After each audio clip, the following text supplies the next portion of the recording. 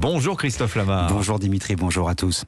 Il continue de réfléchir et pendant ce temps, sa cote grimpe en flèche dans les sondages. Le dernier en date place Éric Zemmour au second tour de la présidentielle face à Emmanuel Macron. De quoi troubler la classe politique alors qu'il ne s'est toujours pas déclaré officiellement. Tout le monde s'agite, mais pour l'instant, Éric Zemmour regarde. C'est ce qu'il a dit à Laurence Ferrari hier dans l'émission Punchline. Moi, je ne suis pas un chef de parti qui a besoin de se présenter pour financer ses affidés. Et j'observe et je regarde et je me dis, bon, est-ce que je peux y aller, est-ce que je ne peux pas y aller, est-ce qu'il faut y aller, etc. Voilà.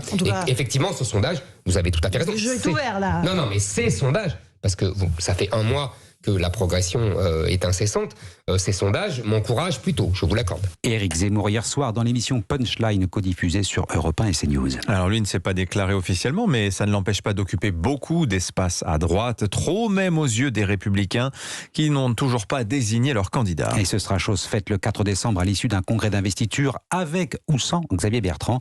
Les Républicains se sont entendus sur les modalités et son organisation hier soir lors de leur bureau politique. Alexandre Chauveau, il y a bien sûr ce sondage qui place Éric Zemmour devant tous les candidats que la droite pourrait désigner. On a forcément dû en parler un peu hier soir. Oui, même si à la sortie, tous les membres du parti ont entonné le même refrain. Éric Zemmour occupe certes l'espace médiatique et politique, mais la campagne est longue et rien ne sert de s'affoler pour l'instant. En interne, on invoque même, je cite, le calme des vieilles troupes, expression également employée par Marine Le Pen pour tenter de calmer l'excitation autour d'Éric Zemmour. Pourtant, impossible de passer à côté de la dynamique de celui qui n'est pas encore candidat. Alors les Républicains s'interrogent, comment susciter l'enthousiasme, a lancé Michel Alliot-Marie en bureau politique. Le patron du parti, Christian Jacob, refuse de céder à la panique. Je ne suis pas du tout inquiet. Vous savez, des candidats qui ont été non pas à 18 ou 20, mais qui ont été à 32, 33, 34, on en a eu dans notre famille politique, qui n'ont jamais été élus pour autant. Donc il faut être serein, déterminé, avoir beaucoup de sang-froid. Du sang-froid, il en faut aussi pour gérer l'épineuse question Xavier Bertrand qui refuse toujours de participer au congrès. Christian Jacob l'a répété hier soir, le nordiste n'a plus qu'une semaine pour déposer sa candidature auprès du parti. Alexandre Chauveau du service politique d'Europe 1. Christophe Castaner, le patron du groupe LAREM à l'Assemblée, l'assure. La loi prolongeant le délai d'interruption volontaire de grossesse de 12 à 14 semaines sera discutée à l'Assemblée nationale fin novembre.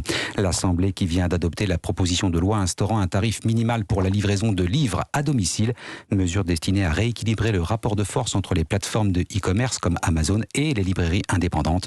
Le texte doit encore repasser par le Sénat. C'est l'une des questions que l'on se pose après la publication du rapport Sauvé sur les abus sexuels dans l'Église. Que peut faire la justice ? On rappelle le nombre de victimes impressionnant, 330 000 au moins si l'on tient compte des agressions commises par des religieux et des laïcs. Virginie Riva, est-ce que l'Église peut être tenue pour responsable pénalement ? En clair, est-il possible de traîner l'institution devant les tribunaux ?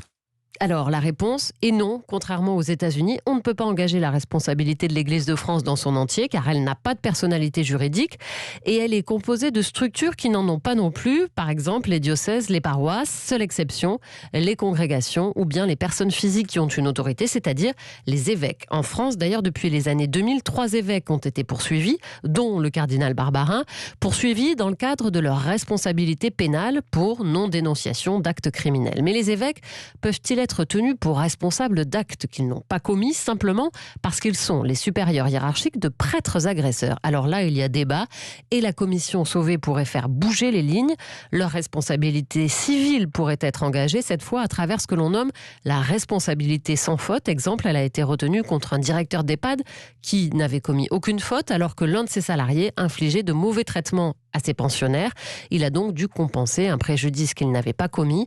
Un membre de la commission nous confirme que si on appliquait ça à l'Église, les évêques seraient en première ligne avec, à la clé, des coûts énormes pour l'institution. Virginie Riva du service Société d'Europe 1. Il est 7h05 à Paris et dans sa proche banlieue. Le crack et ses usagers surtout n'en finissent plus de pourrir la vie des riverains. Les toxicomanes qui étaient jusque-là regroupés dans un square du 18e arrondissement de Paris ont été délogés et envoyés dans un campement à la périphérie, à proximité des villes de Pantin et d'Aubervilliers. Colère et inquiétude des riverains qui ont encore manifesté leur dépit hier à l'image de Susanna. Je ne peux plus dormir depuis qu'il y a cette situation parce que je vis dans la peur. Je sors à 14h, je ne sais pas qui je vais croiser. Je me fais agresser en fait. Je me suis fait déjà cracher dessus. On les voit dans notre rue. On vérifie à l'entrée s'ils ne sont pas rentrés parce qu'on en a déjà eu qui sont rentrés dans notre immeuble. Parce qu'évidemment, ils sont dans une détresse de plus en plus grande. Il pleut, c'est l'approche de l'hiver. Sous l'emprise de ces substances, personne ne contrôle plus rien. Ça devient des êtres désarticulés. C'est dramatique. Maintenant, à qui la responsabilité de les soigner? Certainement, nous, les riverains, on n'est pas compétents. On est bien sûr très compatissants. Mais là, ça dépasse ce qu'un bon samaritain ou qui que ce soit puisse faire. C'est une condition médicale qui doit être prise en charge et pas nous mettre devant le fait accompli. C'est inhumain pour nous aussi. Donc, c'est une situation vraiment insupportable. Une habitante d'Aubervilliers au micro de Caroline Baudry. Une nouvelle manifestation est prévue mercredi prochain. Allez, on change de registre. On ouvre la boîte à souvenirs. 50 ans après sa disparition, la légende Jim Morrison refait surface. Avec la sortie aujourd'hui d'une anthologie de 600 pages, évidemment, vous aurez reconnu The End des Doors, 600 pages qui regroupe notamment les textes de chansons du leader des Doors. Ce recueil de chansons et de poèmes est déjà un succès, Dimitri, puisqu'il a fallu en réimprimer de nouveaux exemplaires. Le jour de sa sortie, c'est quand même assez fort. 50 ans après sa mort à Paris, Jim Morrison continue de déchaîner les passions. Marie Giquel. 2 caméras et des barrières protègent la tombe de Jim Morrison au Père-Lachaise. Pas de quoi freiner Inma, une touriste espagnole qui saute par-dessus. Yes, I'm guilty. Je plaide coupable, je voulais être au plus proche de lui.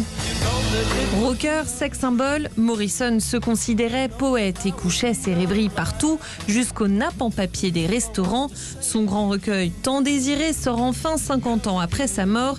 Il s'arrache aux États-Unis et débarque en France grâce à l'éditeur Florent Massot. Dans l'ouverture de ces cartons dans lesquels il y avait les carnets, il y avait une note de Jim qui était intitulée Plan du livre et qui montre le fil conducteur qu'il aurait aimé pour son livre. En plus, la famille a vraiment joué le jeu avec nous. Vraiment, la sœur de Jim a été très réactive parce qu'elle nous a dit, Jim Morrison, il y a vraiment 2 pays, c'est les États-Unis et la France. Et ça m'a été confirmé par la maison de disques Warner. La France est vraiment le 2e pays en termes de vente pour les albums des Doors. Morrison, un poète maudit, arrangé entre Baudelaire et Rimbaud. Voilà, anthologie, le recueil des textes et poèmes de Jim Morrison aux éditions Massot. Un petit mot de football quand même, Dimitri, pour terminer vraiment. France-Belgique ce soir à 20h45. C'est la demi-finale de la Ligue des Nations. Et le vainqueur affrontera l'Espagne qui s'est qualifiée après avoir battu l'Italie 2-1. Merci Christophe Lamarre. This is the end of votre journal.